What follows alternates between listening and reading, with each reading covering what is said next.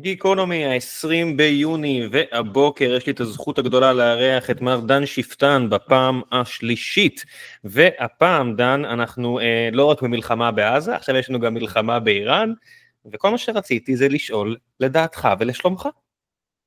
שלומי טוב, לא רק ברמה האישית אלא גם ברמה הלאומית. אני חושב שמצבה של מדינת ישראל הוא לאין שיעור, באופן דרמטי, הרבה יותר טוב מאשר לפני המלחמה. בסופה אולי נשקול לתת ליחיא סנוואר את פרס ביטחון ישראל, משום שמצבנו השתפר באופן דרמטי בכל החזיתות. אולי אם תרשה לי, אני רוצה לתת לעניין הזה פרספקטיבה היסטורית. הבעיה שלנו במזרח התיכון זה להתמודד עם הרדיקליזם הערבי והאזורי, גם המוסלמי. יש בעיקר לערבים בעיה מאוד קשה בפער שאיננו ניתן לגישור בין התפיסה שלהם לגבי גדולתם של הערבים כמושכל יסוד, כעניין שהוא מובן מאליו. הערבים נועדו לגדולה והם מודעים לעובדה שרובם הגדול נמצא בשפל המדרגה. הם מתגעגעים לתקופה שבה כל העולם הסתכל על הערבים, ביקש את הובלתם של הערבים, והיו תקופות כאלה לא קצרות שבהם הערבים באמת הובילו את העולם, והיום העולם בז להם, במקרה הטוב, במקרה הרע יש גישות יותר קשות, אבל הרוב הגדול, גם אלה שמפחדים מהם וגם אלה שזקוקים להם, בזים להם מבחינת היכולת להתמודד עם האתגרים של המאה ה-21, אפילו האתגרים של המאה ה-20. וזה מייצר רדיקליזם, כלומר ניסיון לבוא ולשנות את המציאות הזאת מן הקצה אל הקצה באמצעים אלימים. ואנחנו אחד הקורבנות של התופעה הזאת, קודם כל הם עצמם קורבנות של הרדיקליזם הערבי, אבל אנחנו הקורבן המיידי של התופעה הזאת, כאשר כבר בראשית העימות שלנו עם הערבים, עם הפלסטינים, עם התנועה הלאומית הפלסטינית, מיד בראשיתה, בשנות ה-20, לפני כ100 שנים, לא במקרה עמד בראשה המופתי הירושלמי חאג' אמין אל-חוסייני, שהאמין שרק אם אתה מחסל את היהודים, לערבים יש עתיד. וכל התנועה הלאומית הפלסטינית ב100 השנים האחרונות מתמקדת בזה. בכל הגוף הלאומי שלהם אין עצם אחת קונסטרוקטיבית. הם לא מנסים לבנות חברה, כל ראיית העולם שלהם מבוססת על דלגיטימציה של היהודים, על גיבורים ודמויות מופת שהם טרוריסטים שהורגים יהודים, רצועת עזה היא אולי המקרה הקיצוני עם האחים המוסלמים, אבל בעצם התופעה הזאת בצורתה הפחות קיצונית מאפיינת את העם הפלסטיני כולו, ובמידה מסוימת אפילו את הערבים אזרחי ישראל. מה משנה, דן, מה ההבדל בעצם התרבותי, ההיסטורי, בין התפיסה הזו שאתה מתאר, שקשה לי לחלוק עליה בצורה גורפת, גם אם יש הרבה אנקדוטות שמצביעות אחרת, לסימנים והמופתות והאותות שאני רואה מסעודיה, ודובאי, וקטר, ואתה יודע, קטר היא לא מדינה ידידותית, אבל אי אפשר לטעון שהיא לא קונסטרוקטיבית, היא לא בונה דברים, היא מנצלת את הבנייה הזו לעניות דעתי לרוע, אבל היא בונה. ובטח שאבו דאבי בונה דברים נפלאים, וסעודיה בכיוון הנכון, ואפילו בניגוד לכל אמונה אישית שלי, אני מתחיל לחשוב שאולי גם בסוריה יש בן אדם שבאיזשהו שבריר אחוז יכול לבנות משהו. קודם כל יכול זה בוודאי נכון, הרי לא מדובר באיזה פגם גנטי, מדובר בפגם של התרבות הפוליטית, ותרבות פוליטית יכולה להשתנות. אני אתן לך דוגמה, רק ב100 השנים האחרונות, טורקיה, עברה 2 מהפכות תרבותיות, האחת היא מוסטפא כמאל לפני 100 שנים, שהייתה מאוד חיובית, ושינתה מאוד לחיוב 30-40% של העם הטורקי, ומהפכה שנייה לפני כ-25 שנים, עם הברברי הנוכחי ששולט בטורקיה, ארדואן, שהלכה בכיוון ההפוך. כלומר, כמובן שהאופציה הזאת קיימת, לפי דעתי גם בעיקר באיחוד האמירויות הערביות, ובמידה מסוימת גם בסעודיה, אבל בעיקר באיחוד האמירויות, יש שינוי עמוק ומהותי, ובדיוק על זה אני רוצה לדבר, על המאבק שלנו נגד הרדיקליזם הערבי, ושחלק גדול של העולם הערבי הוא היום שותף למאבק של ישראל נגד הרדיקליזם הערבי. אז אני אמשיך, ואם בסופו של התיאור לא תקבל תשובה על השאלה, אני אשמח להשיב על אותו חלק שלדעתך לא השבתי עליו. אנחנו התמודדנו בראשיתו של דבר עם הרדיקליזם הפלסטיני, שגייס לעזרתו את הרדיקליזם הערבי. כלומר, בשלב הראשון נלחמו בנו הפלסטינים, נכשלו, קראו לעזרתם את מדינות ערב. מדינות ערב, גם השליטים שהבינו שמלחמה עם ישראל תהיה מבחינתם טעות, כמו מצרים, או אסון, כמו ירדן, נאלצו להעמיד פנים שהם משתפים פעולה עם המאבק נגד ישראל. הירדנים העמידו פנים, ובפועל ב-1948 הייתה שותפות ישראלית ירדנית נגד מצרים והפלסטינים. המצרים ניסו להנהיג את העולם הערבי בדרך הרדיקלית הזאת, והמפנה הגדול, הדרמטי, השלילי ביותר, הייתה עלייתו של גמל עבד אל-נאצר באמצע שנות ה-50, משום שהוא לא רק גייס את הציבור הפוליטי, שמהאוקיינוס עד המפרץ, אני משתמש בטרמינולוגיה שלו, ממרוקו ועד עיראק, הוא לא רק גייס את הציבור הפוליטי לסדר יום רדיקלי, הוא יצר ציבור פוליטי שלא היה קיים קודם לכן, מכיוון שהוא השתמש ברדיו ויכול היה לפנות לגורמים אנאלפביתיים בחלקים גדולים מאוד של העולם הערבי, ובעזרת תעמולה מזהירה ביכולותיה, ואדם כריזמטי באופן בלתי רגיל ומרשים, גייס עשרות מיליונים של העולם הערבי, לא רק למאבק נגד ישראל, אלא גם ללחצים על השליטים הערביים שלא רצו לצאת למאבק נגד ישראל, להשתתף בעל כורחם במאבק הזה. ושוב, הדוגמה הבולטת ביותר היא הדוגמה הירדנית. ב-1967 המלך חוסיין רצה לעשות שלום, נאלץ לעשות מלחמה, ידע שהוא יאבד את הגדה המערבית אם הוא ייכנס למלחמה, אבל גם ידע שהוא יאבד את שתי הגדות ואת 30 הסנטימטרים העליונים של הווייתו הגשמית, אם הוא לא ייכנס למלחמה, משום שעמו שלו יתלה אותו על עמוד חשמל. והרדיקליזם הערבי במשך עשרות שנים יצר מציאות מאוד מאוד מסוכנת מבחינתה של מדינת ישראל, משום שמשעה שמנהיג ערבי אחד כריזמטי, מצליח לאגם את כל המשאבים האדירים של העולם הערבי, משאבים כלכליים, משאבים אסטרטגיים, משאבים פוליטיים, ולאגד את כל המשאבים האלה ולהפנות אותם למאבק נגד ישראל, מצבה של ישראל הוא מאוד בעייתי, כי אחת מן השתיים, או שישראל תיכשל במאבק, או שאפילו אם היא תצליח במאבק הזה, היא תיאלץ לגייס את כל משאביה שלה, אך ורק להגנתה, ואז לטעם הקיום שלנו, לבנות חברה יותר טובה, ודמוקרטיה יותר איתנה, ותרבות יותר פלורליסטית, ומדע יותר מתקדם, לא יישארו משאבים, כי אנחנו כולנו נהיה חיילים בחופשה של 10 חודשים בשנה, ונצטרך כל חיינו רק להילחם.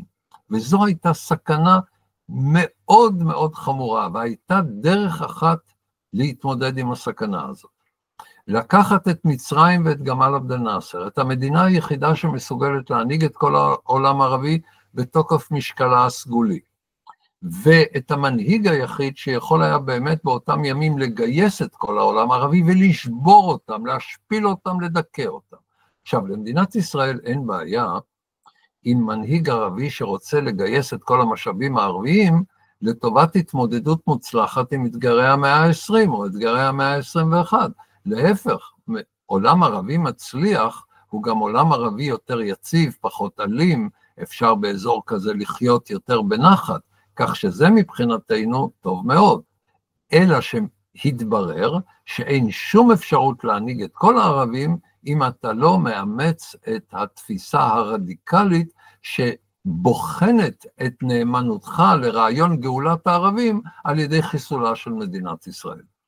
וזה היה המסר של גמל עבד אל-נאצר, וזה גם היה המסר של אנואר סאדאת עד לנקודה מסוימת, מיד נדבר גם על העניין הזה, אבל המאבק העיקרי של ישראל היה לשבור, כאן היה משחק סכום אפס, או שהערבים ישברו את ישראל, או שישראל תשבור את תקוותם של הערבים לגדולה, לא משום שיש לה איזה בעיה עם הגדולה הזאת, אלא משום שהערבים החליטו שהגדולה הזאת נבחנת ביכולתם להביא חורבן על מדינת ישראל. ונוצר כאן מאבק שבו היו 3 מערכות של אותה מלחמה, 67, 69, 70 ו-73, ובאותה מלחמה ארוכה, השאלה הייתה מי ישבור את מי. אפשר להגיד שהלב של נאצר נשבר ראשון לפני הכל, זאת אומרת, קראתי באחד הספרים תיאור של הגנרלים המצרים שהיו סביבו, וזה כל כך דומה למה שאני רואה בסרטונים של נסראללה, שאתה רואה בן אדם שפשוט כל הווייתו הייתה לחסל את ישראל, וברגע שזה לא קרה, זהו, הלב נשבר מטאפורית ופיזית. אגב, נאצר היה מגויס יותר לגדולת הערבים, הוא רק הבין שאין לו ברירה אלא להיאבק בישראל, ו6 שנים הוא ניסה למנוע את המאבק הזה, ואמר בגלוי שמצרים איננה מוכנה ותהיה תבוסה כמו ב-1948, ובמאי 67 הוא נגרר על ידי המכניזם שהוא עצמו יצר. לזה קוראים קורא שחת ביפול, כן? עכשיו, הוא הלך למלחמת 6 הימים לא מרצון, הוא נגרר עד לנקודה שבה הוא יזם את המהלכים שעשו את המלחמה לבלתי נמנעת, אבל הוא לא רצה להגיע לנקודה הזאת, ושנים על שנים הוא הסביר לגורמים הרדיקליים, סורים, פלסטינים ואחרים, מדוע אסור להיגרר, אבל הוא נגרר בסופו של דבר, ואחרי שהוא הובס צבאית, הטענה הייתה בכל העולם הערבי, אמנם צבאית הובסנו, אבל פוליטית מבחינת כושר העמידה שלנו, מבחינת כושר הספיגה שלנו, והחולשות המובנות של ישראל שיכולה להתמודד רק עם מלחמות קצרות, והמעמד של הערבים בזירה הבינלאומית, והטמטום הסדרתי של ארצות הברית, שמתגייסת שוב ושוב נגד ישראל, כי יש לה איזה תקוות שאפשר, אבל לא משום שהיא רוצה ברעתה של ישראל, אלא משום שהיא פשוט לא מבינה באופן סדרתי, לא מבינה מה קורה במזרח התיכון, ושוגה שוב ושוב עם חריגים, כן? ניקסון הוא חריג, קיסינג'ר הוא חריג, אבל ברוב הגדול, במידה מסוימת אגב, טראמפ הוא חריג, אבל ברוב הגדול של המקרים הרעיון היה לגייס את ארצות הברית, היה לגייס את המלחמה הקרה, את האיומים של ברית המועצות, את הסכנה של מלחמה גרעינית, ואחרי 3 מלחמות, ומעניין שבמיוחד אחרי המלחמה שבה אנחנו הובסנו בשלבים הראשונים, מלחמת יום הכיפורים, כושר העמידה של ישראל כפה על סאדאת את ההכרה שמצרים צריכה להיכנע. עכשיו, הגדרת שלום נפרד עם ישראל ככניעה, זה לא הגדרה שלי, זה ההגדרה של נאצר וההגדרה של סאדאת ושל הייקל ושל כל מי שדיבר בשמם של הערבים. זאת הייתה התפיסה שלהם. ומילת המפתח היא לא שלום, מילת המפתח היא נפרד. זאת אומרת, מצרים בעצם נוטשת את כל העולם הערבי, ואומרת, אנחנו לא מוכנים להיות יותר בנק הדם של העולם הערבי, אתם הרדיקלים רוצים להילחם, לכו תדפקו את הראש בקיר, אנחנו מבטרים באופן זמני על הנהגת העולם הערבי, כל זמן שאתם קושרים את הנהגת העולם הערבי בחיסולה של מדינת ישראל, אתם תחזרו אלינו בסופו של דבר, כי אנחנו המדינה האמיתית היחידה במזרח התיכון, אתם תקלה, אתם אי הבנה, אנחנו אומדוניה, אנחנו הדבר האמיתי היחיד באזור הזה. וסאדאת ממש נכנע בפני ישראל, בהסכם השלום ב-1979, שוב, מילת המפתח לא הייתה שלום, אלא נפרד. כלומר, ישראל רוצה, אגב, מתוך איוולת, לכבוש בירה ערבית ב-1981, את ביירות, מצרים לא זע ולא נע. ישראל רוצה לחסל את הכור הגרעיני בעיראק, לחסל את הכור הגרעיני בסוריה. ישראל מדכאת את ההתקוממות הפלסטינית באינתיפאדה השנייה. ישראל מוחקת את עזה. מצרים אומרת, אני לא מוכנה להיכנס למלחמה. ואומרת בגלוי, אנחנו לא מסוגלים, כל הערבים גם יחד, לא מסוגלים להתמודד עם מדינת ישראל. הנשיא סיסי אמר ביובל, למלחמת יום הכיפורים, אומר למאות קצינים של הצבא המצרי, אתם הגיבורים הכי גדולים, כי נלחמתם בישראל. מלכתחילה, ישראל היא מרצדס ואנחנו סיאט. זאת אומרת, מי בכלל מתמודד עם מרצדס? יש הכרה בעולם הערבי כבר עשרות שנים, שלישראל יש עליונות אסטרטגית מוחלטת על פני כל העולם הערבי, על פני כל צירוף כוחות של העולם הערבי. אני כתבתי לאחרונה ספר שנכתב מכיוון שנתקלתי בכל כך הרבה מקורות מצריים שאומרים דברים כאלה ומסבירים שמלחמת יום הכיפורים הייתה בעצם ניסיון של סאדאת לכבוש קילומטרים ספורים לימים אחדים.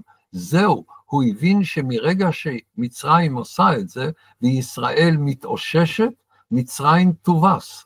והדרך היחידה למנוע תבוסה מצרית יותר גרועה מאשר במלחמת ששת הימים, זה לקרוא לעזרתה של ארצות הברית, במחיר שמצרים הבינה שיכול להיות בעייתי מבחינתה. עדיין לא קראתי את הספר הזה, אבל אני חושב שאם מסתכלים היסטורית על הגישה שלו, הלב שלו לא נשבר, למרות יחס אבדות של 1-10, שהוא נוחת בארץ, הוא מתלוצץ עם אריק שרון, שאותו הכרת היטב, אומר לו, הנה הגנרל המוצלח שחיפשנו במדבר ולא הצלחנו, הוא מבין שזה הכי טוב שהוא יכל, הוא לא מגיע בלב כבד כמו נסראללה או כמו נאצר. אבל מעניין שהוא מגיע למסקנה הזאת, לא ב-73, הוא מגיע למסקנה הזאת ב-76-77. כלומר, גם אחרי מלחמת יום הכיפורים, כל האסטרטגיה שלו הייתה בנויה על זה, שהאמריקאים באיוולתם, תחת הצירוף של האיום המצרי שהוכח במלחמת יום הכיפורים, והפיתוי המצרי לעבור מאוריינטציה סובייטית לאוריינטציה אמריקנית, תחת הצירוף הזה של איום ופיתוי, ארצות הברית תכפה על ישראל נסיגה מסיני תמורת שום דבר. כן? לפחות מסיני אם לא מכל השטחים. ורק אחרי שישראל הוכיחה שאפילו אחרי מלחמת יום הכיפורים, כאשר עמדת המיקוח של ישראל נפגעה קשה, רק אז ב-77 מגיע סאדאת למסקנה שהוא נאלץ לעשות משהו שהוא עצמו הגדיר בשם כניעה. ולבוא לירושלים ואחר כך להגיע להסכם השלום הנפרד, ומאז בעצם אין מלחמות. מה שיש בלבנון, מלחמת לבנון הראשונה, השנייה, כל המבצעים בעזה, זה מבצעים, זה לא מלחמות, זה לא מלחמות אזוריות. המלחמה האחרונה במזרח התיכון הייתה ב-73. אולי עכשיו, בזכות המרכיב האיראני, יש לנו שוב מלחמה אזורית בעלת משמעות רחבה לכל האזור כולו. אבל בעצם, מרגע שמצרים יוצאת מהמכלול הערבי שנלחם בישראל, ומהנהגת המכלול הערבי, אף אחד לא יכול למלא את מקומה. סדאם חוסיין ניסה למלא את מקומו של גמל עבד אל-נאצר, זה היה מגוחך, הוא לא היה מסוגל להרים את המסע הזה. ובעצם מאז 79, מצבה של מדינת ישראל השתנה לטובה באופן מאוד מאוד דרמטי מול העולם הערבי. בטח שלא קדאפי, ומה לעשות שטורקיה זה לא ערבים, אז יהיה להם קצת קשה להוביל את העולם הערבי, גם אם ארדואן מדבר ככה, הוא חייב להכניס את העולם המוסלמי על הדרך, אבל הוא לא ערבי. אני כל שיחה שלי עם ערבי משכיל, תמיד הייתה תזכורת לכך שהם שונאים את הטורקים ששלטו עליהם במשך מאות שנים, והשאירו את האזור הזה מפגר בזמן שאירופה טסה קדימה. נכון, אבל בסופו של דבר, מדינה לא ערבית מוסלמית, איראן, תחת משטר ג'יהאדיסטי, כן התגייסה למאבק נגד מדינת ישראל, אלא שמה שנשאר לה כבנות ברית בעולם הערבי, זה רק השאריות של העולם הערבי. זאת אומרת, סוריה כמדינה יחידה, מדינות חצי או ארגונים חצי ריבוניים כמו חיזבאללה בלבנון, חמאס בעזה, חות'ים בסנעה, בעצם רק שאריות רדיקליות של העולם הערבי עדיין נלחמות בישראל, אבל בהנהגתם בדיוק כאשר מצרים יצאה מן הזירה ב-79, איראן נכנסה אל הזירה עם משטר ג'יהאדיסטי רדיקלי ברברי, והוא מאוד מסוכן למדינת ישראל, ובמידה מסוימת הרבה יותר מסוכן למדינת ישראל, מכיוון שיש שם צירוף של חברה מרשימה עם שלטון ברברי. זה בדיוק מה שהיה לנו בגרמניה בשנות ה-30 וה-40 של המאה הקודמת. צירוף של חברה עם יכולות גדולות ומרשימות, ומשטר ברברי שמגייס את היכולות האלה נגד העולם המערבי.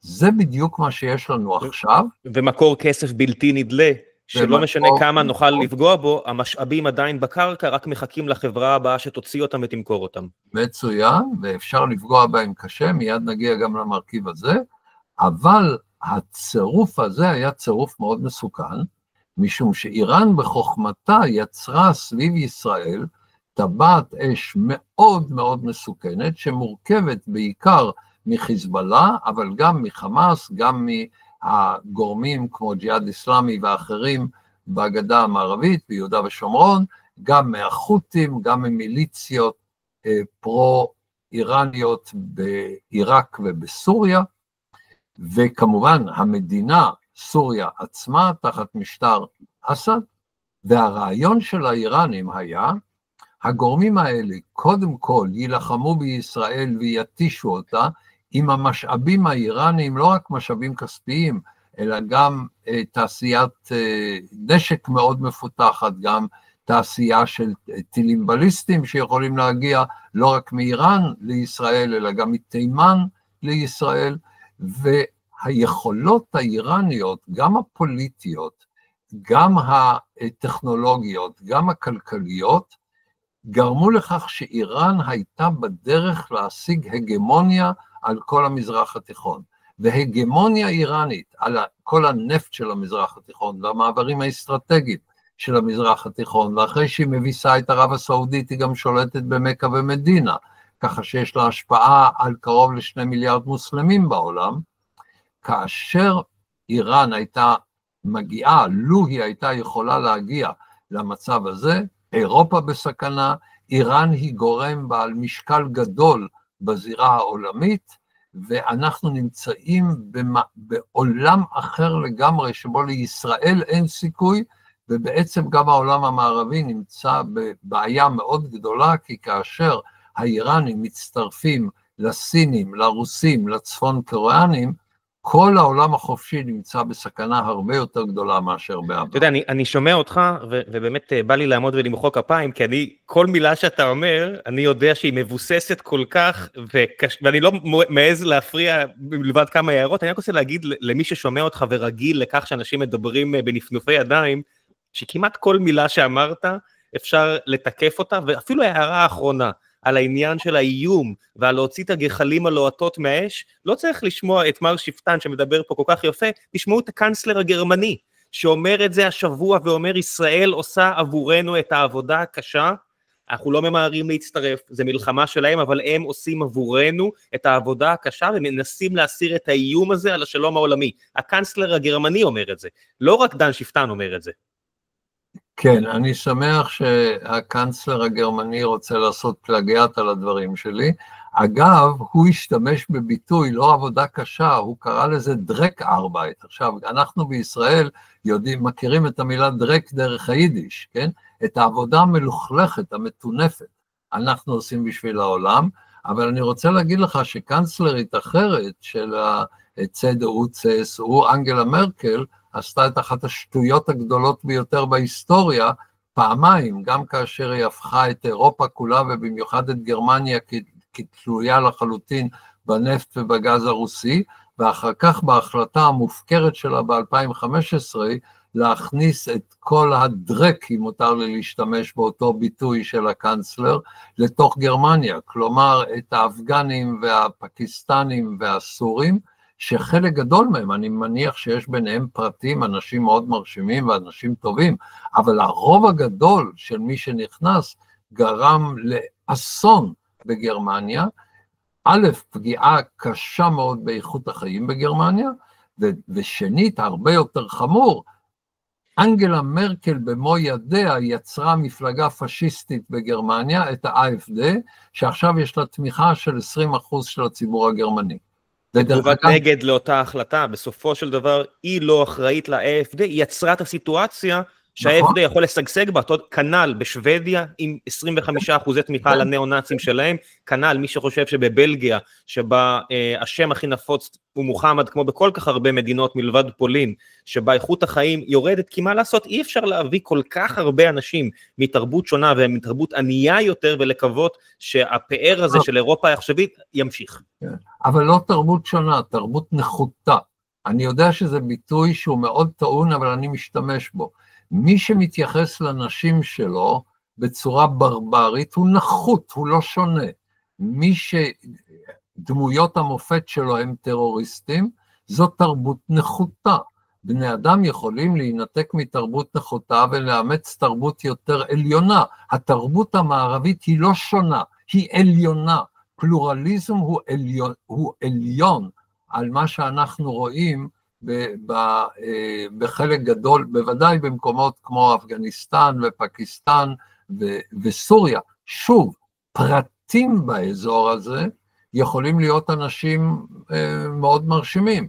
גם בקרב הפלסטינים, אדם כמו סלאם פיאד, שהוא בונה אומה, הוא אדם, אנחנו גם ידידים, ראיתי אותו רק לפני כמה שבועות, אבל לא במקרה הוא זכה רק לתמיכה של 2% בקרב הפלסטינים כאשר הוא היה ראש ממשלה. אז צריך לעשות כאן הבחנה בין הפרט, שבו אתה צריך לבחון את הפרט עצמו, האם הוא בעל סגולות גדולות, גם אם הוא מוסלמי, ערבי, זה כמובן לא מכשול, או שהוא מאמץ את התרבות הפוליטית של הזרם המרכזי במקומות שממנו הוא בא, ולא נוטש את זה גם כשהוא נמצא באירופה, ומתייחס לנשים שלו באירופה באותה צורה ברברית, שבה הוא מתייחס אליה בארצו שלו. אבל נחזור לדיון שלנו, יש לנו באיראן, יחד עם כל הגורמים האלה, עם השאריות הרדיקליות של העולם הערבי, סכנה קשה מאוד למדינת ישראל, ואם אני מסתכל על המציאות בישראל, עד ל6 באוקטובר 2023, יש לנו שם את חיזבאללה כאיום אסטרטגי על ישראל, שישראל סבורה שאין לה עליו מענה מניח את הדעת. זאת אומרת, ישראל בעצם לא מרתיעה את חיזבאללה, חיזבאללה מרתיע את ישראל. ישראל חדלה כמעט לחלוטין מלקיים טיסות מאוישות מעל לבנון. ישראל נכנעת כאשר חיזבאללה מקים אוהלים בשטחה. היא לא מגיבה כאשר מנסים לרצוח שר ביטחון לשעבר ולהפעיל מוקש קליימור בצומת מגידו. ישראל מעמידה פנים כאילו שהיו לה נפגעים בתקרית כדי לרצות את חיזבאללה. אנחנו נמצאים במצב שבהנחה שיש לו 150,000 פרוג'קטיילס, שאגב חלק גדול מהם זה רקטות קצרות טווח ואפילו פגזים, ולכן כיוון שיש לו גם יכולת לפגוע באופן מסיבי בתל אביב, אנחנו המורתעים. אנחנו בעזה מספרים לעצמנו איזה מעשייה שהעזתים רוצים חיים יותר טובים. כן, יש להם אידיאולוגיה רדיקלית, אבל בעצם אם ניתן להם מרחב דייג יותר גדול, ו18,000 פועלים יבואו, ונאפשר להם לייבא דרך אשדוד טנדרים לבנים של טויוטה, הרי מה שהם רוצים זה לבנות לעצמם חיים יותר טובים. חוסר הבנה מוחלט. אני חושש שבמידה מסוימת הלכנו לכיוון האמריקני, חוסר הבנה מוחלט של מה שקורה כאן, אבל בעיקר הרתעות מלפגוע באיראן, משום שחיזבאללה הצליח להרתיע אותנו מלעשות את זה. זה לא הסיבה היחידה, ההתנגדות של האמריקנים היא סיבה הרבה יותר חשובה, אבל אנחנו היינו במצב הגרוע ביותר, זה שהיה שקט, זה הייתה הקטסטרופה. המילה שקט יענה בשקט, זה שהתמכרנו לשקט, הייתה טעות, ואגב, כולם, קואליציה, אופוזיציה, צבא, ממשלה, למעלה למטה, כמעט כולם חיו בטעות הספציפית הזאת.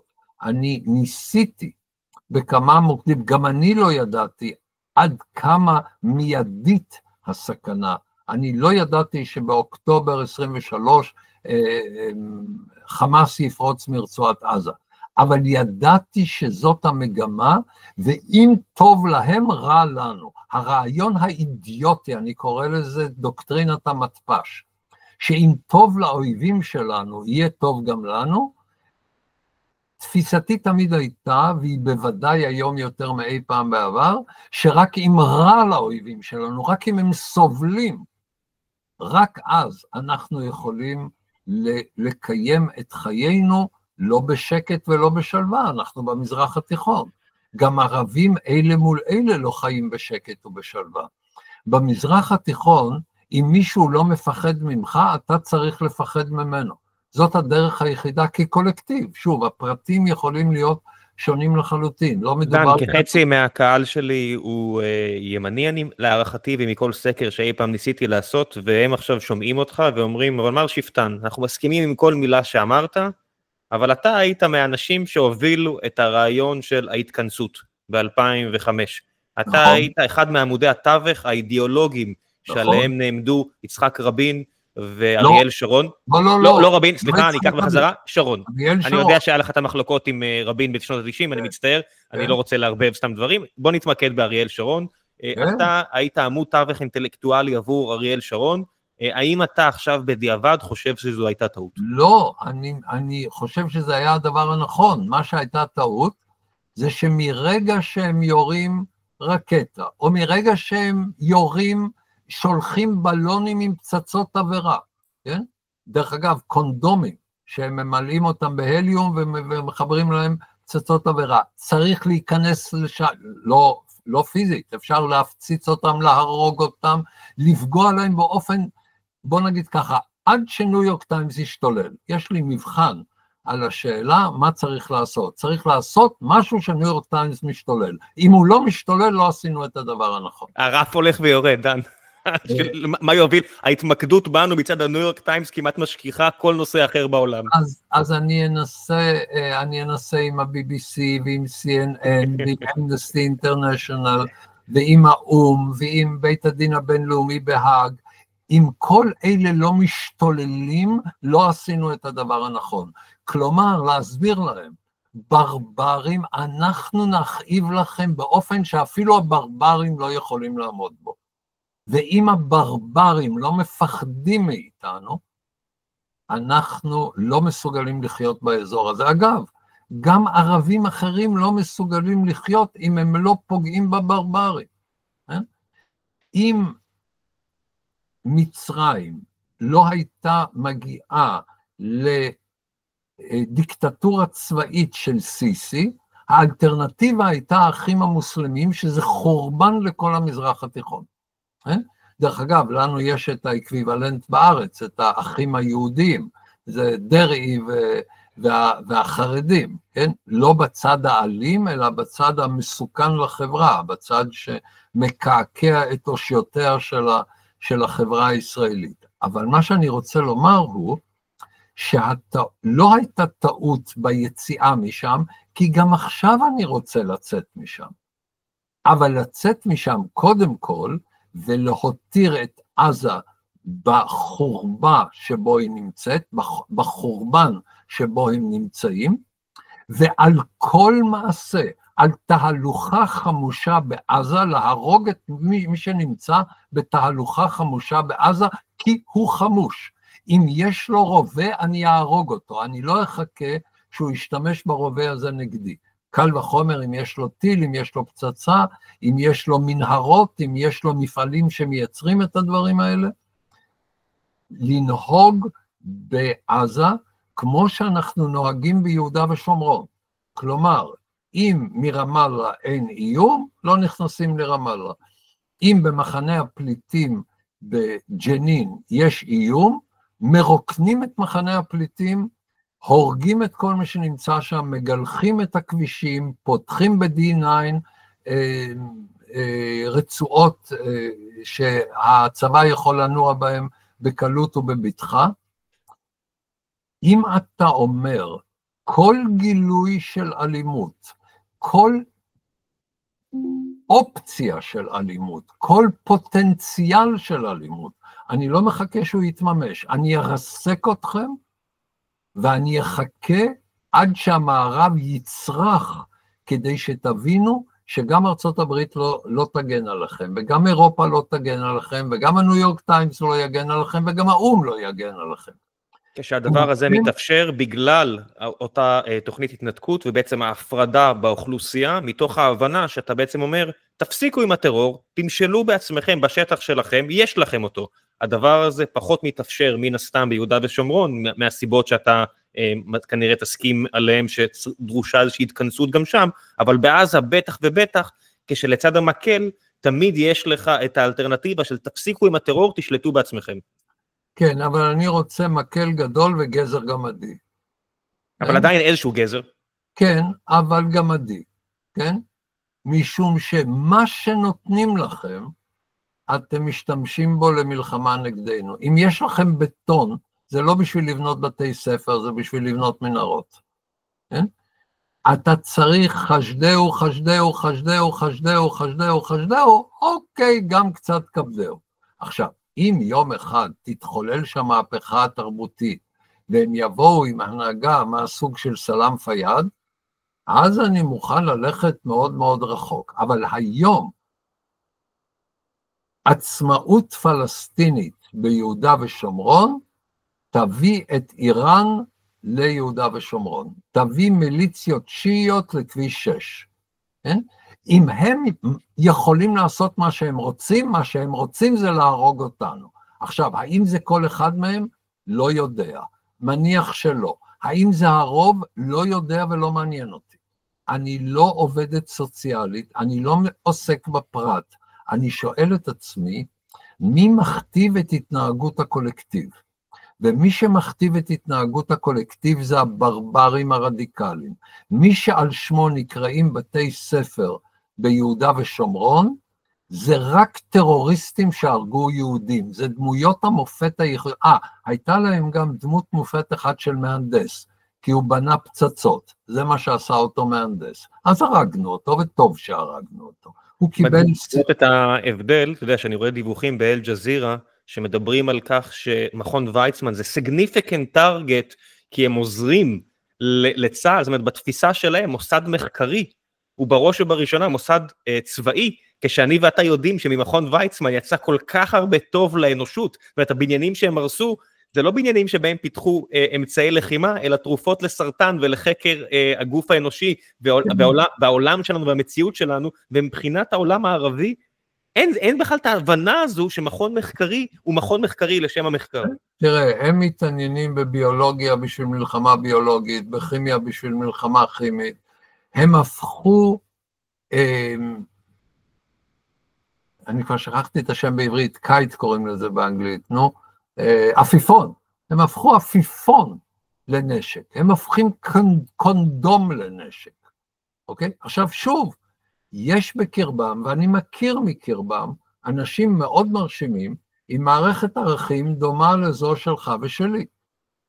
אבל אותם אנשים, משקלם בחברה הוא אפסי, ואפילו אם יש להם משקל בחברה, אז באופן פרטי הם יספרו לך על הערכים שיש להם, וכדי שיקיימו את מעמדם בחברה, הם צריכים להטיף לדברים ברברים. דרך אגב, שים לב מה אומר המנהיג המתון לכאורה של הערבים אזרחי ישראל, איימן עודה, כן? הוא אומר, עזה תנצח. מה זה עזה?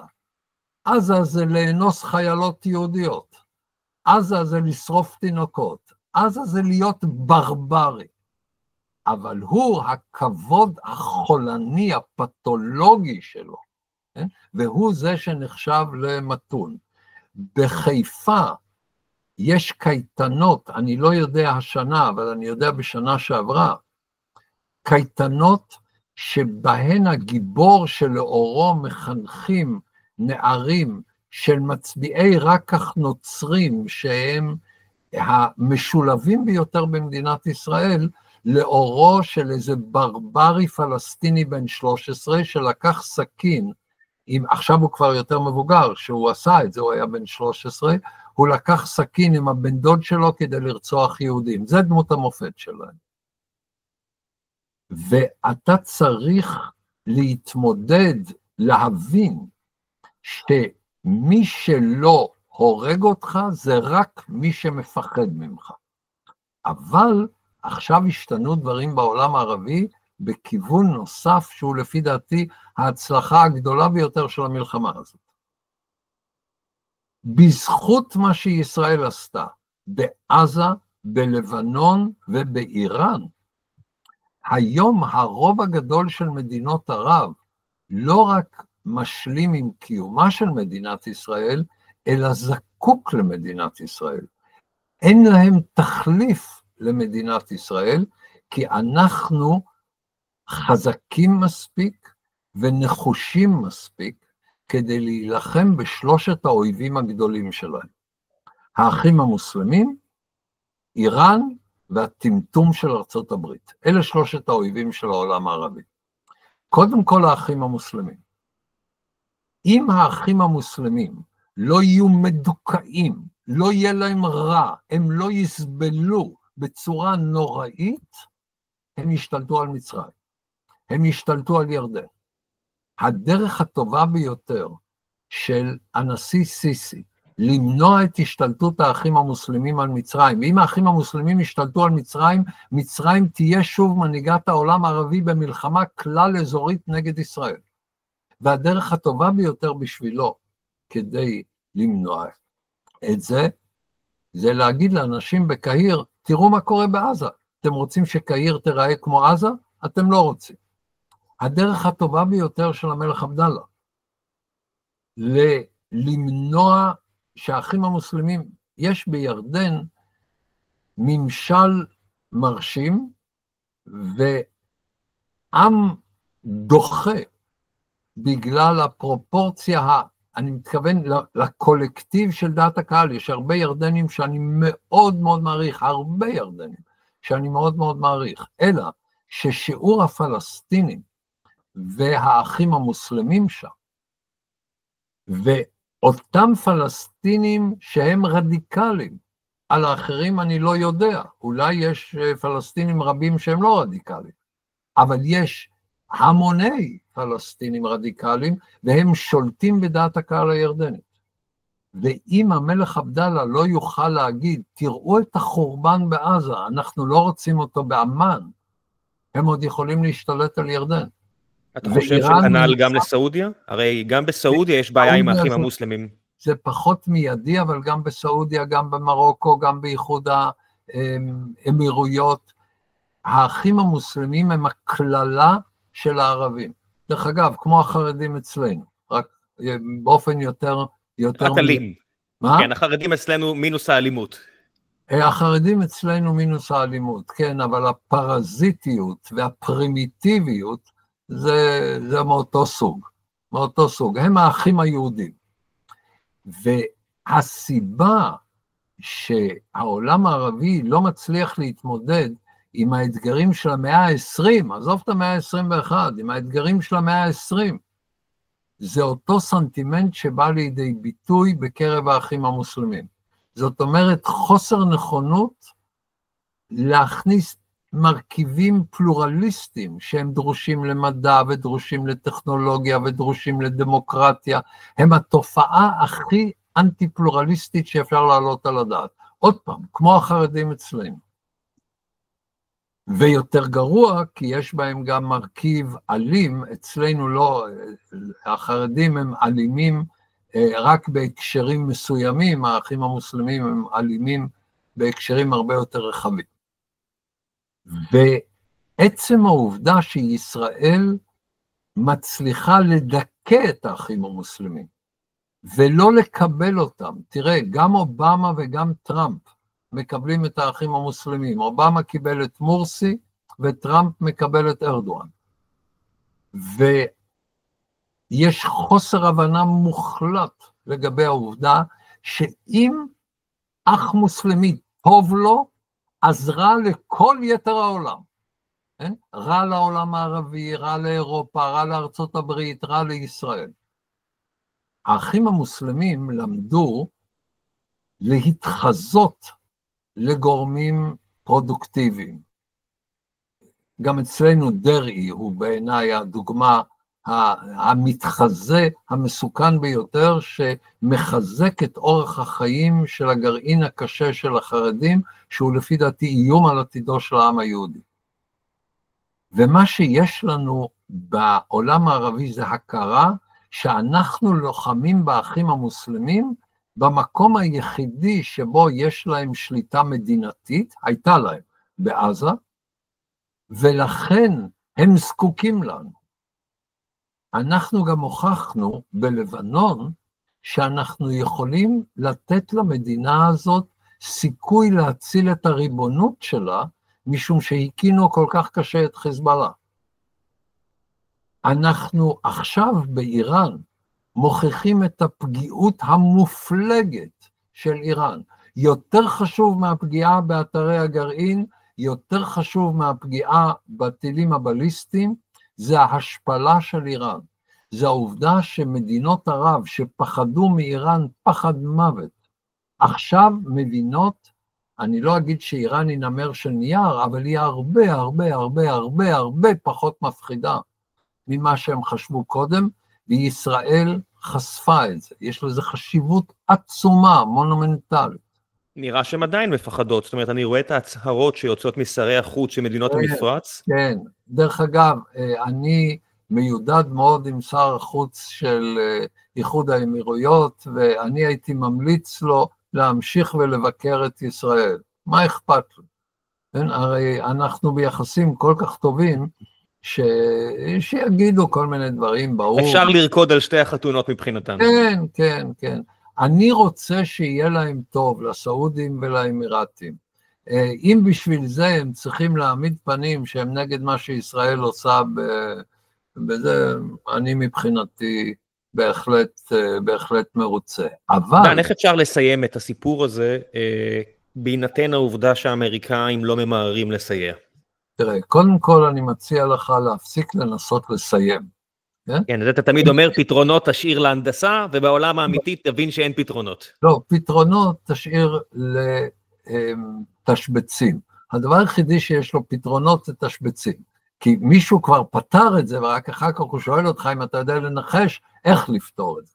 אבל חוץ מתשבצים, כל אדם נשוי יודע שיש מצבים בחיים שאין להם פתרון. ואתה צריך רוני, הסיפור הזה.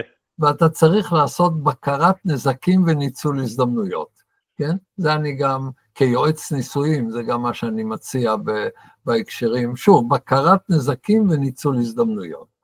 אבל העניין לא ייגמר כי אנחנו חיים באזור אלים. תראה איך הערבים מתייחסים זה לזה, עזוב את היהודים, כן? איך הם מתייחסים זה לזה? אתה מניח שליהודים הם יתייחסו יותר טוב ממה שהם יתייחסו זה לזה? אין לנו הרי אופציה כזו. אני חושב שכבר עכשיו ניצחנו בענק, אפילו אם ניפגע עוד יותר על ידי איראן, אפילו אם ניפגע על ידי סנקציות אירופאיות. אני אומר לאירופאים כל הזמן, יש לנו איתכם בעיה, אבל אין לנו דילמה. יש לנו בעיה כי אתם יכולים להזיק לנו, אין לנו דילמה כי להקשיב לכם זה לא אופציה. אם הנזק של להקשיב לכם יהיה קטסטרופלי, הנזק שלא להקשיב לכם יהיה נסבל. כן? ואני שמח שעכשיו הקנצלר חורג מן השורה האירופית, אבל שאתה לוקח את הצרפתים, אני אוהב לומר, The French may not have invented prostitution, but they perfected it, כן? הצרפתים, אם אתה רואה את האירים, הנורווגים, הספרדים, הבלגים, הסלובנים, המלטזים, זה תועבה, כן? זה פשוט ממש תועבה. וכשאתה רואה את הביקורת על ישראל, במקומות שבהם יש איום על הציביליזציה המערבית, שזה הפרוגרסיבי, מקום כמו הרווארד, כן? שהוא ממש מאיים על הציביליזציה המערבית, כי הוא באופן עקרוני תומך באויבי הציביליזציה המערבית, על ידי הביקורת החולנית שלו. ביקורת זה דבר מאוד חיובי, אבל הגזענות שלו, האנטי-לבנה, חוסר הפלורליזם המופגן שלו, הדורסנות שלו, והבעיה שלי היא לא עם הפרוגרסיבים, כי אלה מיעוט קטן, הבעיה שלי היא עם הליברלים שמקשיבים לפרוגרסיבים.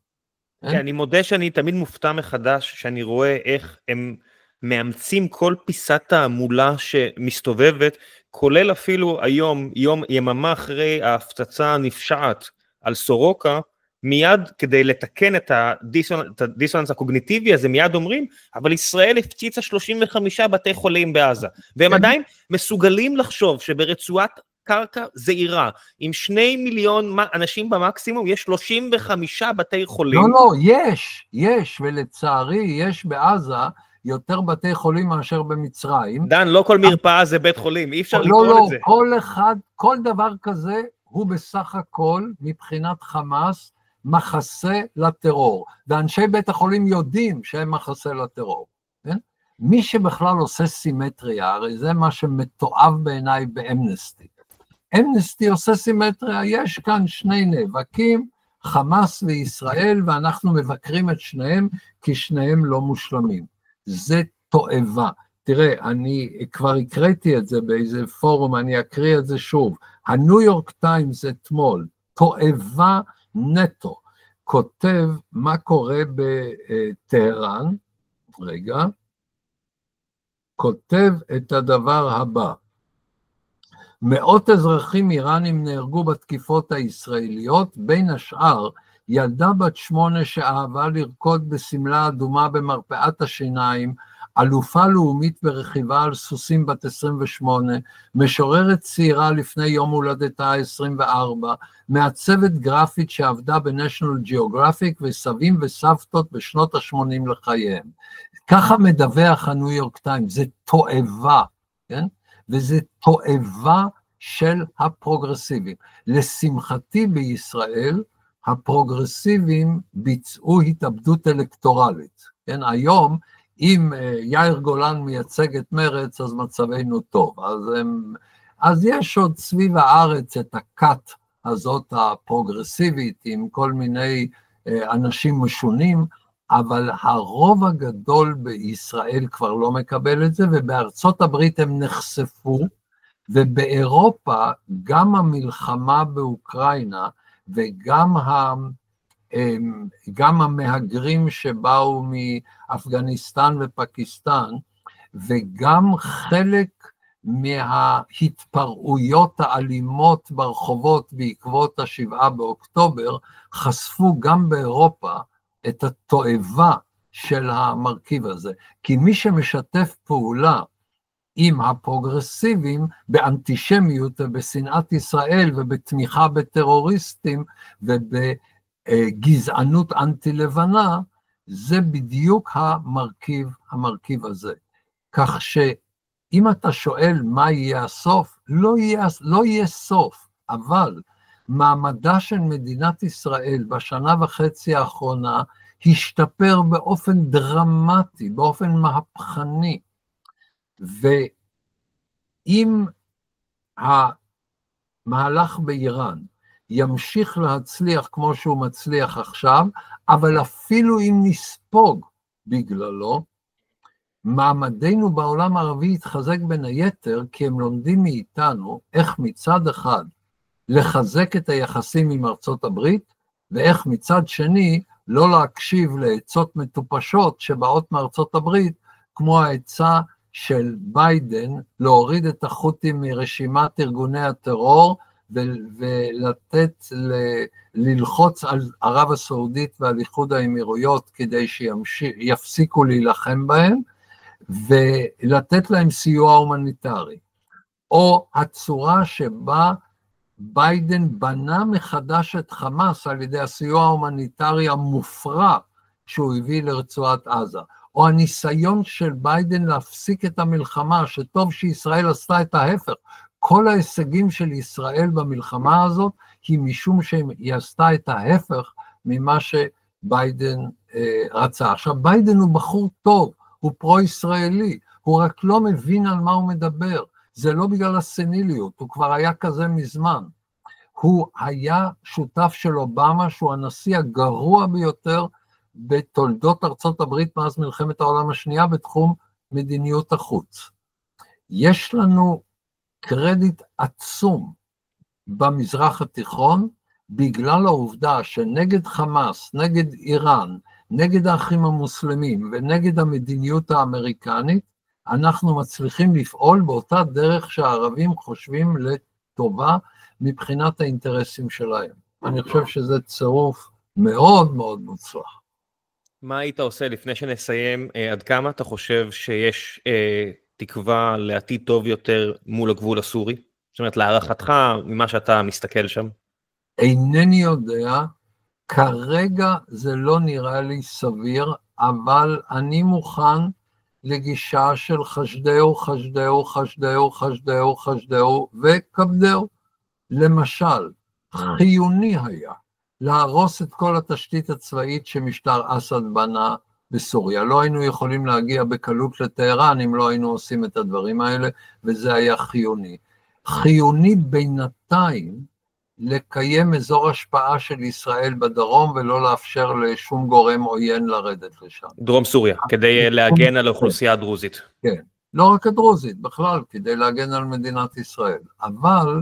אבל בפירוש גם הדרוזים הם בני הברית, הנה הדבר, בעלי הברית, הנה הדבר המוזר.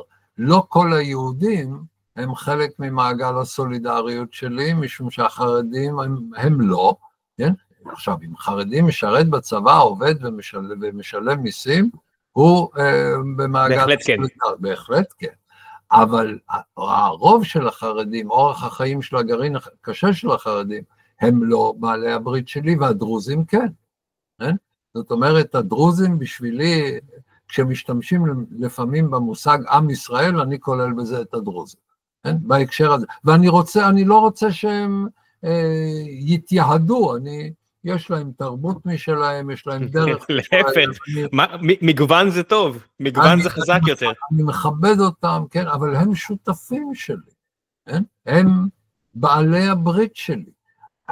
יש לי גם שותפים מבחינה אישית, אם אני לא מסתכל על הקולקטיב, בחלקים גדולים של העולם הערבי. יש מאות ערבים שאני מכיר ברמה האישית ומאוד מאוד מכבד אותם. אבל אני יודע מה קורה ברמה של הקולקטיב. עכשיו, אם בסוריה בהדרגה יתברר שהוא החליף את אורו, הפך את אורו, אני מאוד מאוד אשמח, אני אקרא פארק בתל אביב על שמו. כן? אין לי בעיה עם ערבי שמוכן להנהיג את המדינה שלו בכיוון קונסטרוקטיבי, אני רוצה בהצלחתו, אני רוצה בשיקומה של סוריה, בתנאי שיש לי שם מישהו שלא בונה את סוריה כדי להרוס את ישראל. כן? כל זמן שאני לא יודע, אני רוצה סוריה חלשה. אני רוצה סוריה חזקה שתתמודד נגד ארדואן. אני מאוד חושש מטורקיה של ארדואן, שבונה את עצמה בסוריה, כי היא אויב, ארדואן הוא אויב של ישראל. אם תהיה טורקיה אחרת, כמו שהייתה לפני 25 שנה, אני מאוד רוצה ביחסים טובים עם טורקיה. כן?